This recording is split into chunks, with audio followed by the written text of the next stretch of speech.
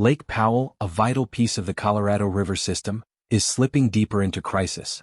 As of September 26, the reservoir stands at 3,545 feet above sea level, which is 155 feet below full capacity. In storage terms, Powell now sits at just 29% of capacity, a figure that highlights the fragile state of water supplies across the Southwest.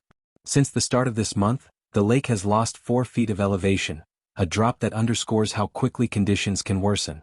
Most of this decline comes from deliberate releases of water to Lake Mead, aimed at keeping levels at Hoover Dam high enough to sustain hydropower production.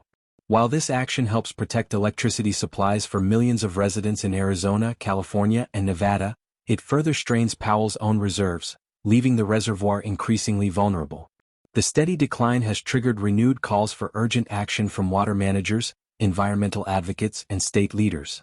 Their primary concern is Lake Powell's march toward the dreaded dead pool stage, a level so low that Glen Canyon Dam would no longer be able to generate electricity.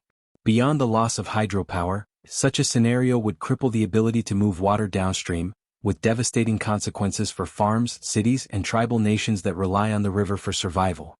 Experts point out that this is not an isolated issue but rather the result of decades of chronic overuse, prolonged drought, and rising temperatures. Climate change has made the river more unpredictable, reducing snowpack in the Rockies, the lifeblood of Powell and Mead, and making it harder for the system to recover even in wetter years. Looking ahead, the outlook is far from reassuring.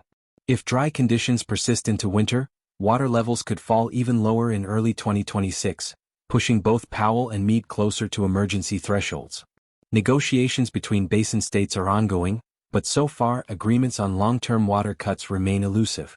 Without decisive action, Lake Powell's decline may accelerate, setting the stage for a potential crisis in both water supply and power generation for tens of millions of people across the West.